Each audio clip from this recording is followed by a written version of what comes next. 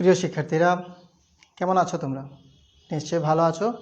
PEC online স্কুলের পক্ষ থেকে তোমাদের সবাইকে স্বাগত জানাচ্ছি। আমি জুয়েল হাসান মোহাম্মদ ফুরকানি, সহকারী শিক্ষক, দেবারাই সরকারি প্রাথমিক বিদ্যালয়। হ্যাঁ বন্ধুরা, আজকে আমি পঞ্চম শ্রেণীর প্রাথমিক বিজ্ঞান বিষয়ের আমাদের জীবনে প্রযুক্তি এই অধ্যায় নিয়ে আলোচনা করব। তো আমার পাঠ শুরু করার আগে আমি দেখে নিচ্ছি আমার সব কিছু ঠিক আছে কিনা।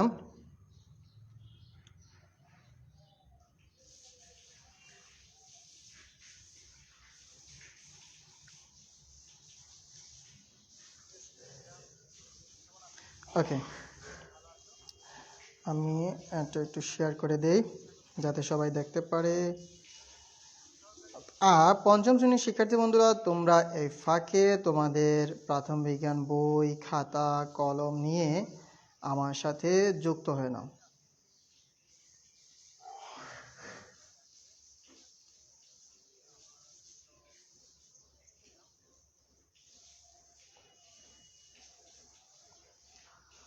ওকে,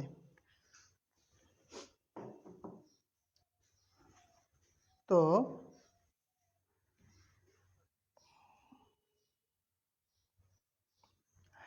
আজকে আমরা এই অধ্যায়ের তৃতীয় অংশ, কারণ আমরা এর আগে বিজ্ঞান ও প্রযুক্তির পার্থক্য, বিজ্ঞান ও প্রযুক্তির সম্পর্ক নিয়ে আলোচনা করেছিলাম। আজ আমরা আলোচনা করব কৃষিতে প্রযুক্তি। আমরা যারা গ্রামে আছে কিংবা শহরাঞ্চলে কিন্তু দেখা যায় যে কৃষি জমি তো বাংলাদেশের সব জায়গায় আছে, তাই না?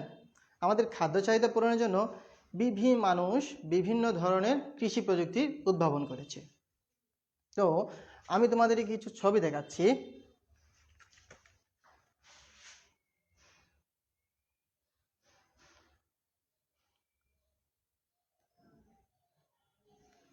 এখানে এই ছবিটা কি দেখা যাচ্ছে? এখানে আমরা দেখতে পাচ্ছি যে দুইজন কৃষক ট্রাক্টরের মাধ্যমে কি করছে? চাষাবাদ করছে, তাই না? আরো কিছু ছবি দেখি। এখানে দেখো, এটা কিন্তু তোমাদের পাঠ্য বইয়ে নেই, এটা বাংলাদেশে একেবারে নতুন সংযোজন যে একটা মেশিন আবিষ্কৃত হয়েছে। এই মেশিনটার মাধ্যমে কি করা হয়? ধান কাটা হয়। আমাদের দেশে প্রায়ই দেখা যায় যে যারা ধান উৎপাদন করেছেন তারা এই ধানগুলো কাটার লোক পান না, কিংবা সেই ধানগুলো কাটাতে অনেক টাকা খরচ হয়ে যায় কিংবা সময় ব্যয় হয়ে যায়। আর ধান কাটার মৌসুমের সময় বেশিরভাগ সময় দেখা যায় যে কি, যে তোমার কি দেখা যায়, কি দেখা যাচ্ছে? হ্যাঁ, তো দেখা যায় কি এই বৃষ্টি বা বন্যা চলে এসেছে, ধান কাটতে পারছে না, অনেকের ধান নদীর পানিতে তলিয়ে যায়। তারপরে আমি আরও কিছু প্রযুক্তি তোমাদেরকে দেখাচ্ছি। এটা এটা সম্পর্কে আমরা সবাই জানি, এটা কি? এটা দা, তাই না? এটা এক ধরনের কৃষি প্রযুক্তি। এই যে তোমরা দেখতে পাচ্ছ এখানে, এখন তো ট্রাক্টর দিয়ে চাষ করা হয়, আগে কিন্তু গরু দিয়ে হাল চাষ করা হতো, যেটা অনেক সময় সাপেক্ষ ব্যাপার ছিল, সারা দিন ধরে চাষ করতে হয়। এটা বিভিন্ন ধরনের কাঁচি, তারপরে এটা হচ্ছে লাঙ্গল, এই যে এটা হচ্ছে নিড়ানি যন্ত্র, তারপরে এগুলো হচ্ছে কুদাল,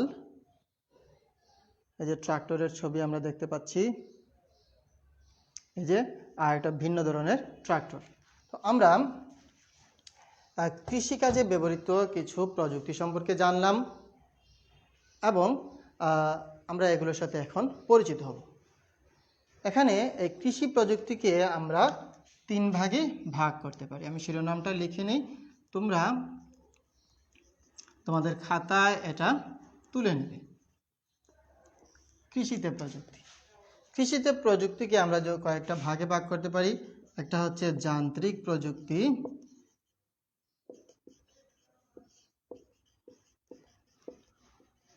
তারপরে হচ্ছে রাসায়নিক প্রযুক্তি,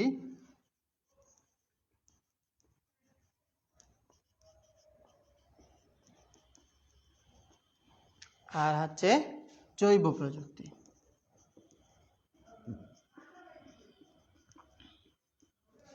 ওকে, আমরা এগুলো সম্পর্কে পরিচিত হব।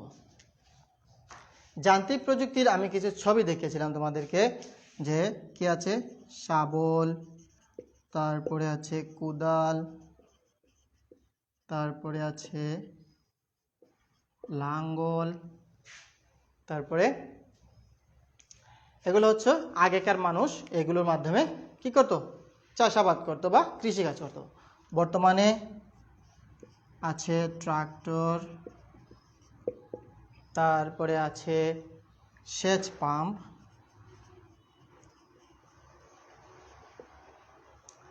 তারপরে আছে ফসল মাড়াইয়ের কল,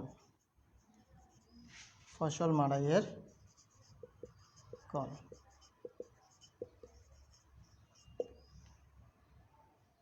এগুলো তোমাদের পাঠ্য বইয়ে দেওয়া, কিন্তু আমরা এখন অনেক অনেক আপগ্রেড হয়ে গেছি, তাই না?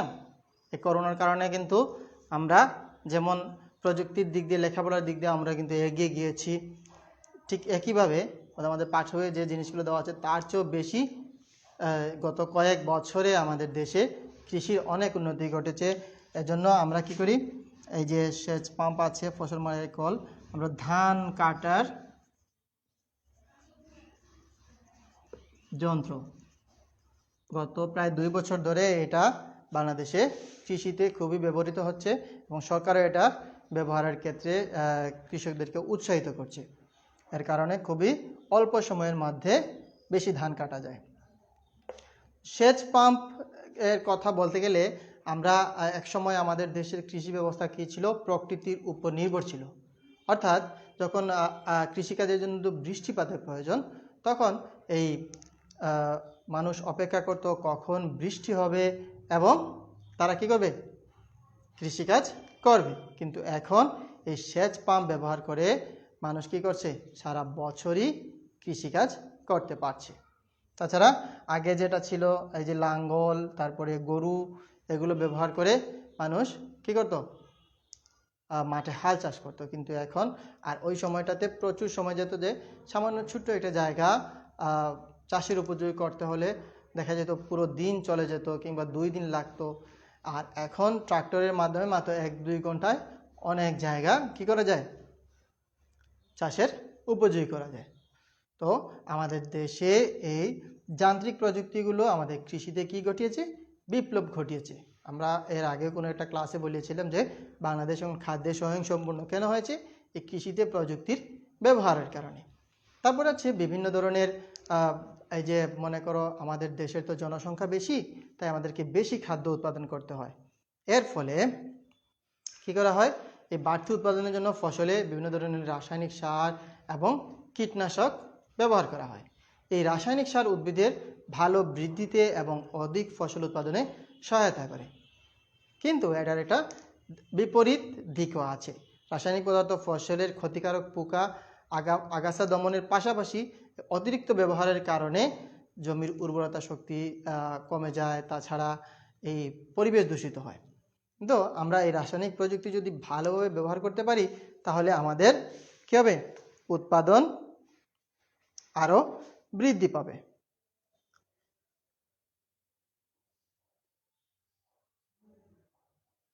ওকে, আমরা কিছু রাসায়নিক প্রযুক্তির কিছু ছবি আমি আমার এখানে ডাউনলোড করেছি। কারণ দেখা যায় যে আমরা যদি এই যে দেখা যাচ্ছে যে একজন লোক কি করছেন,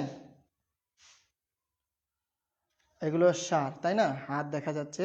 আমি আরও একটু পরিষ্কার ছবি, এই যে এখানে কি হচ্ছে, যে কীটনাশক প্রয়োগ করা হচ্ছে ধানের মধ্যে, ঠিক আছে। আরও ছবি আছে, এই যে কীটনাশক প্রয়োগ করা হচ্ছে। এগুলোর মাধ্যমে কি হয়, যে ফসলের ক্ষতিকারক পোকাগুলো দমন হয় এবং সার এবং এই যে কীটনাশক প্রয়োগের ফলে কীটনাশকের কারণে পোকামাকড়গুলো ধ্বংস হয়ে যায়, ক্ষতিকর পোকাগুলো ধ্বংস হয়ে যায় এবং সারের কারণে ফসলের উৎপাদন বৃদ্ধি পায়, ঠিক আছে। তারপরে আছে জৈব প্রযুক্তি। আমি একটু ছবিটা বের করে নেই। এই যে দেখা যাচ্ছে চারা উৎপাদন করা হয়েছে, তাই না। এগুলা বিভিন্ন ল্যাবে পরীক্ষা করে তারপরে এগুলো উৎপাদন করা হয়। এই যে দেখো গবেষণাগারে আমরা যে ছবিটা দেখতে পাচ্ছি, গবেষণাগারে এখানে কি আছে, অণুবীক্ষণ যন্ত্র আমরা আগের ক্লাসে দেখেছিলাম। এগুলোর মাধ্যমে গবেষণা করে বিভিন্ন উন্নত জাতের বীজ, উন্নত জাতের চারা আবিষ্কার করা হচ্ছে, যা আমাদের কৃষিতে বৈপ্লবিক পরিবর্তন এনেছে। মানুষের কল্যাণে নতুন কিছু উৎপাদনে জীবের ব্যবহারই হলো জৈব প্রযুক্তি।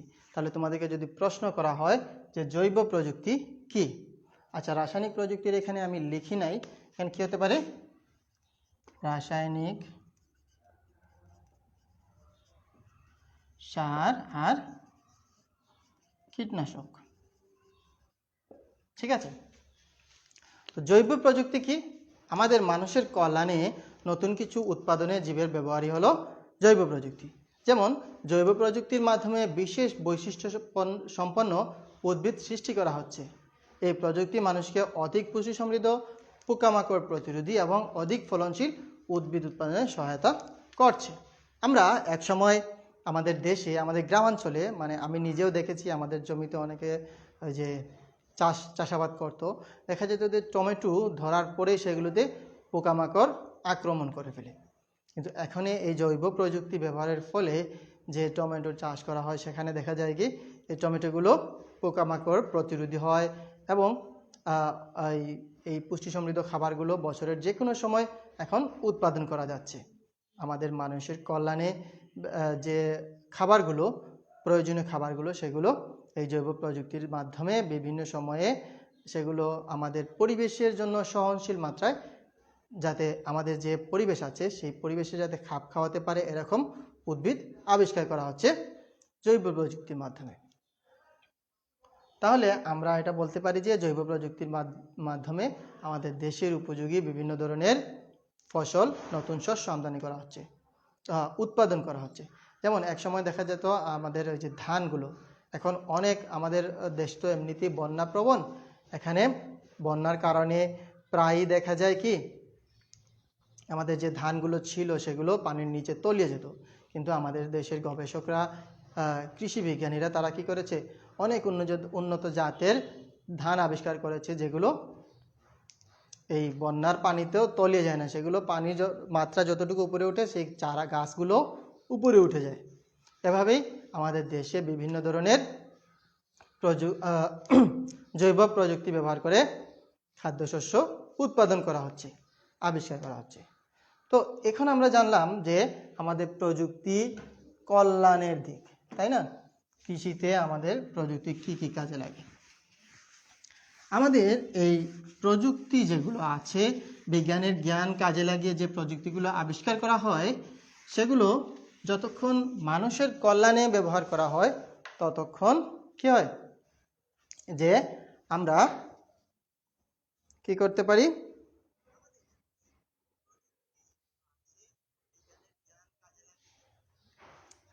আমরা এই বিজ্ঞানের জ্ঞান কাজে লাগিয়ে আমরা বিভিন্ন ধরনের প্রযুক্তি আবিষ্কার করি।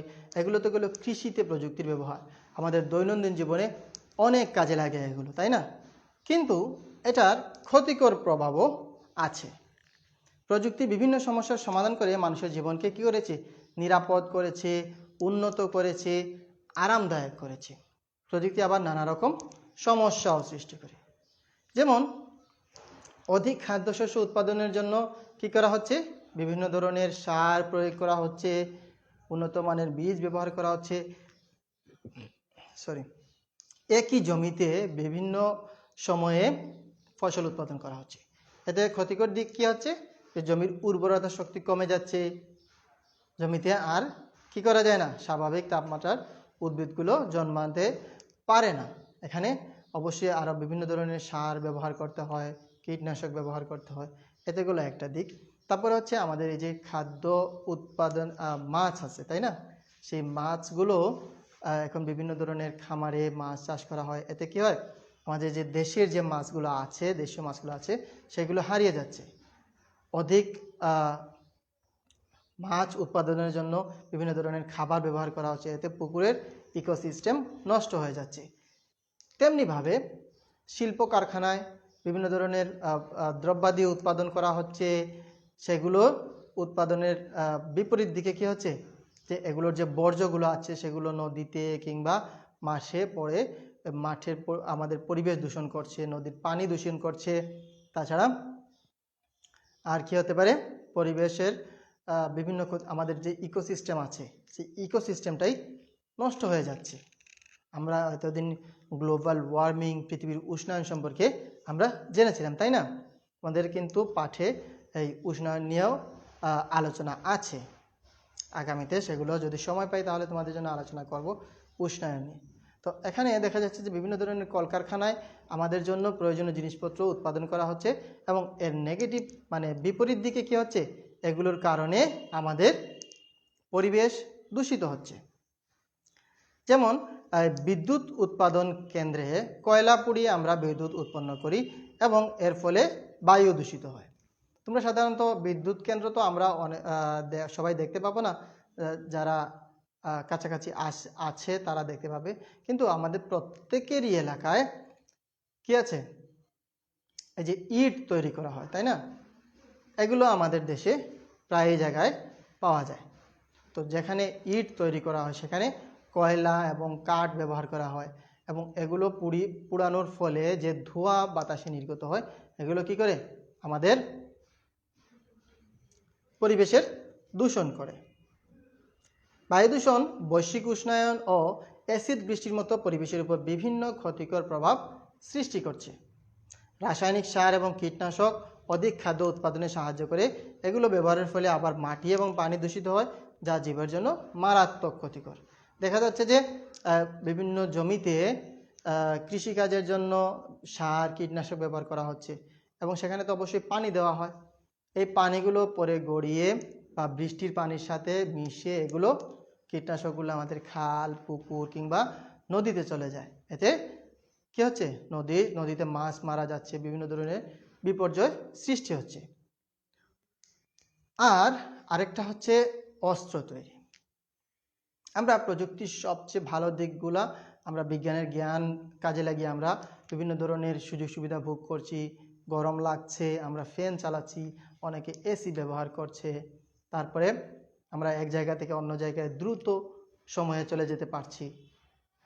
গাড়ি, তারপরে লঞ্চ, তারপরে বিভিন্ন ধরনের উড়োজাহাজ, বিমান, এগুলোর মাধ্যমে এক জায়গা থেকে অন্য জায়গাতে চলে যেতে পারছি। এগুলো হচ্ছে পজিটিভ দিক। কিন্তু এই জাহাজ, তারপরে উড়োজাহাজ, এগুলো ব্যবহার করে কি করা হচ্ছে, মানুষের জীবনহানিও করা হচ্ছে।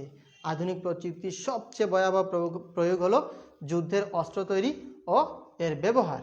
যেমন বন্দুক, বোমা, ট্যাঙ্ক ইত্যাদি বিভিন্ন ধরনের মারণাস্ত্র তৈরি করা হচ্ছে এবং এটা একটা প্রতিযোগিতা তৈরি হয়ে গেছে যে কে কার চেয়ে বেশি ভয়াবহ মারণাস্ত্র তৈরি করতে পারে।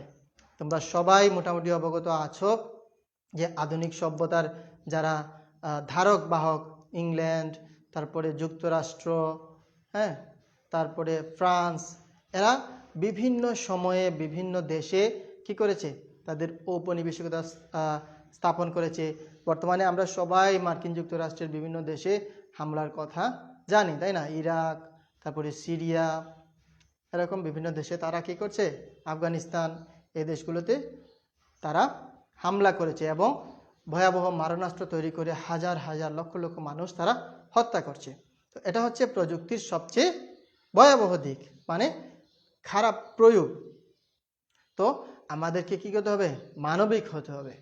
আমরা সবাই মানবিক হলে আমরা কি করব না, এই প্রযুক্তির বাজে ব্যবহার, ক্ষতিকর ব্যবহারটা করব না।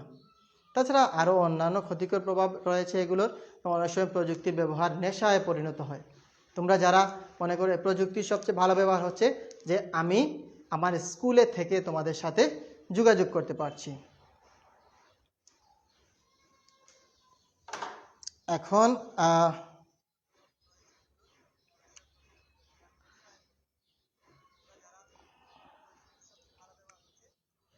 এখন আমরা কি হচ্ছে যে এই প্রযুক্তি ব্যবহার করে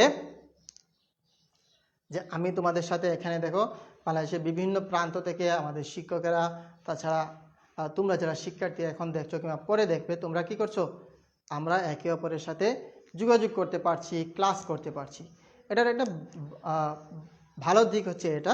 আর খারাপ দিক কী হতে পারে, যে তোমাদের মা বাবা তোমাদেরকে কী করছেন, এই মোবাইলগুলো তোমাদের হাতে দিয়েছেন ক্লাসের জন্য, এখন তোমরা কী করছো, সেখানে খেলাধুলা করছো, ব্যায়াম করছো, কী করছো, বিভিন্ন ধরনের গেমস খেলছো, তাই না? তো এটা হচ্ছে এটার একটা মারাত্মক দিক। টেলিভিশন ও কম্পিউটারের ব্যবহার যদি ভালো কাজে নিয়োজিত না হয় তা আমাদের সময়ের অপচয় ঘটায়। এগুলো যদি তোমরা ভালো কাজে ব্যবহার না করো তাহলে কী হবে, তোমাদের সময়ের অপচয় হবে। নিয়মিত খেলাধুলা, ব্যায়াম ও মুক্তচিন্তা পথে প্রযুক্তি বাধা সৃষ্টি করে। এক নাগাড়ে 2 ঘন্টার বেশি টেলিভিশন দেখা বা কম্পিউটার ব্যবহার করা স্বাস্থ্যের জন্য ক্ষতিকর। একটানা যদি তোমরা 2 ঘন্টা বা তার চেয়ে বেশি টেলিভিশন বা কম্পিউটারের সামনে বসে থাকো, সেটা তোমাদের শরীরের জন্য মারাত্মক ক্ষতির কারণ হতে পারে। তো শিক্ষার্থী বন্ধুরা, আমরা আজকে কৃষিতে প্রযুক্তির ব্যবহার এবং প্রযুক্তির ক্ষতিকর প্রভাবগুলো নিয়ে আলোচনা করলাম। আমি আশা করব তোমরা আমার আলোচনা বুঝতে পেরেছ এবং তোমরা তোমাদের পাঠ্য বইয়ের 65 এবং 66 পৃষ্ঠা বের করে আমার আলোচনার সাথে একটু মিলিয়ে নেবে। এখানে তোমাদের পাঠ্য বইয়ে দেখো একটা ছক দেওয়া আছে। সেই ছকে প্রযুক্তির উপকারী, আমরা প্রযুক্তির 2টি প্রভাব আমরা পেলাম, তাই না? একটা হচ্ছে প্রযুক্তির উপকারী প্রভাব আর একটা হচ্ছে ক্ষতিকর প্রভাব।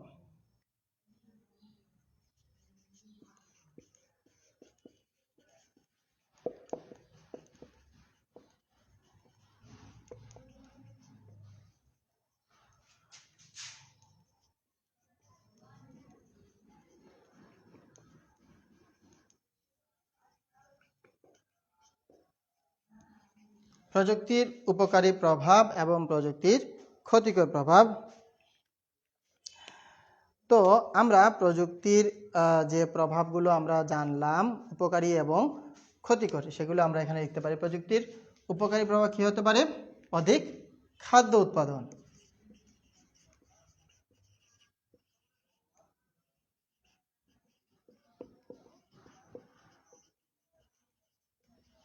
অধিক খাদ্য উৎপাদন। আর কি হতে পারে? তারপরে আমরা আর কি লিখতে পারি, যে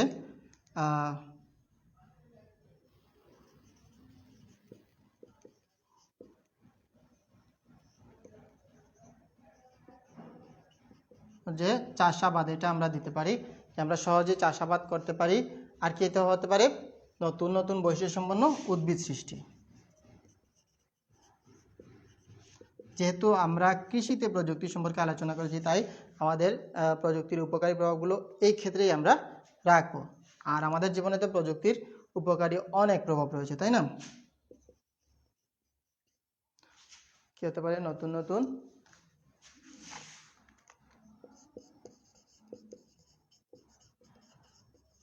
বৈশিষ্ট্য সম্পন্ন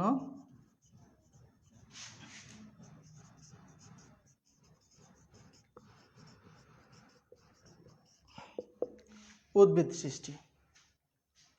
আর ক্ষতিকর প্রভাবগুলো আমরা জেনেছি, তাই না? পৃথিবীর তাপমাত্রা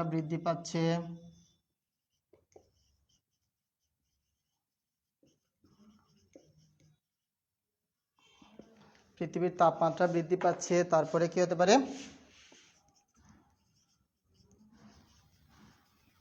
অ্যাসিড বৃষ্টি হতে পারে। এরপরে মাটি ও পানি দূষণ, তাই না? আর কি হতে পারে? সময়ের অপচয়। তোমরা যদি বা যে কেউ যদি টেলিভিশন কম্পিউটারে বসে থাকে তাহলে তার সময়ের অপচয় হয়। আমরা আজকের এই পাঠের আলোকে প্রযুক্তির উপকারী প্রভাবগুলো জানলাম, প্রযুক্তির ক্ষতিকর প্রভাবগুলো জানলাম। এখন যদি তোমাদেরকে প্রশ্ন করা হয় প্রযুক্তির উপকারী প্রভাব কি, তোমরা নিশ্চয়ই বলতে পারবে, তাই না? এবং প্রযুক্তির ক্ষতিকর প্রভাবগুলো নিয়েও আমরা আলোচনা করেছি। এখন এই পাঠের আলোকে আমরা যদি তোমাদেরকে প্রশ্ন করি,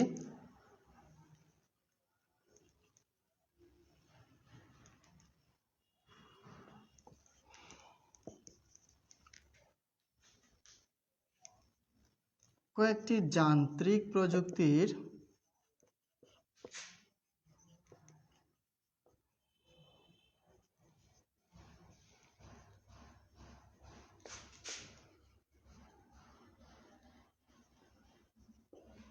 যান্ত্রিক প্রযুক্তির নাম লেখো। উত্তর কি হবে? আচ্ছা, প্রশ্নটা যদি আমরা আরেকটু সাজিয়ে লিখি যে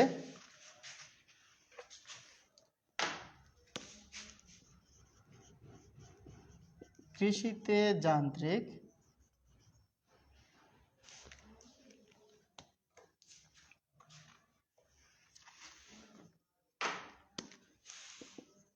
কৃষিকাজে ব্যবহৃত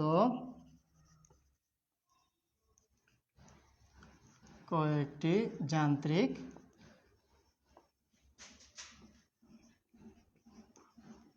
প্রযুক্তির নাম লেখো। উত্তর কি হবে?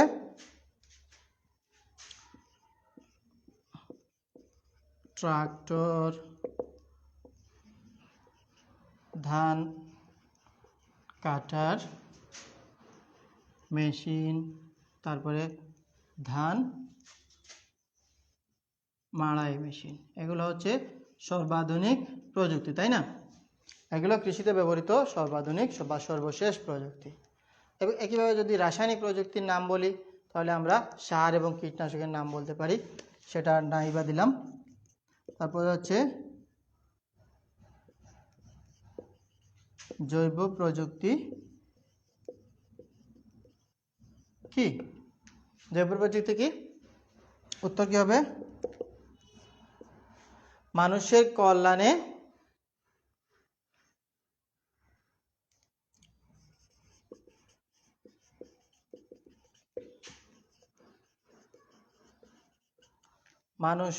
কল্যাণে নতুন কিছু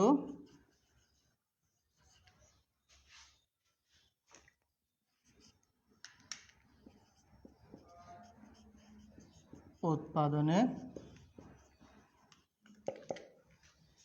জীবের ব্যবহারই হলো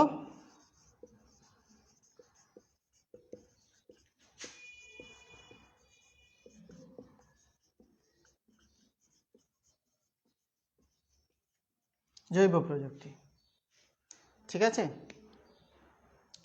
আর প্রযুক্তির ক্ষতিকর প্রভাবগুলো তো আমরা আলোচনাই করেছি, সেখানে তোমরা এগুলো নিজেরাই লিখতে পারবে, তাই না?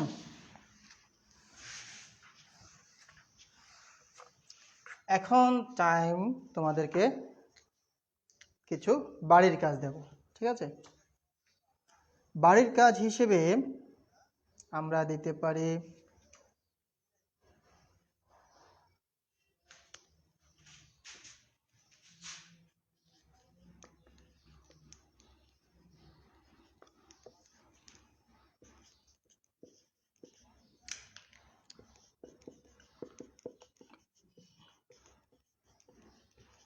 কৃষি প্রযুক্তি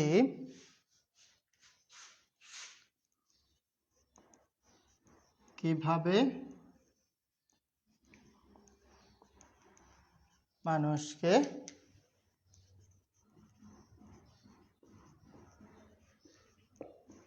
সাহায্য করে। কৃষি প্রযুক্তি কিভাবে মানুষকে সাহায্য করে। এবং আরেকটা প্রশ্ন তোমাদেরকে দিচ্ছি,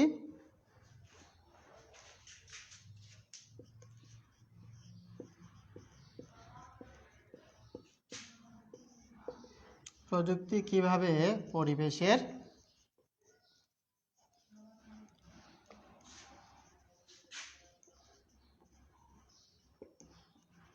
ক্ষতি করছে। প্রযুক্তি কিভাবে পরিবেশের ক্ষতি করছে। আমরা দুইটা প্রশ্ন দিলাম তোমাদেরকে, তোমরা এই প্রশ্নগুলো আজকের পাঠের আলোকে তোমরা নিশ্চয়ই পাঠগুলো আজকে যে আলোচনা করলাম তোমরা সেগুলো সবাই ভালো করে পড়বে এবং এই পাঠের আলোকে এই প্রশ্নগুলোর উত্তরগুলো তোমরা শিখে ফেলবে এবং তোমরা তোমাদের মা বাবাকে এগুলো দেখাবে। তো শিক্ষার্থী বন্ধুরা, আজকে আমি আমার পাঠের একেবারে শেষ পর্যায়ে চলে এসেছি। যেহেতু বাজার কাছে, সেখানে যে কারণে একটু শব্দ সমস্যা করতে পারে, এজন্য আমি আন্তরিকভাবে দুঃখিত। আর তোমরা কি করবে, এই পাঠটি ভালো করে পড়বে। এখান থেকে তোমাদের পরীক্ষায় খুবই গুরুত্বপূর্ণ প্রশ্ন থাকতে পারে। আর এই প্রশ্নগুলো উত্তরগুলো শিখে তোমরা তোমাদের মা বাবাকে দেখাবে। তাহলে আজ এ পর্যন্তই, বিদায় নিচ্ছি। ভালো থেকো, সুস্থ থাকো, আবার দেখা হবে। আল্লাহ হাফেজ।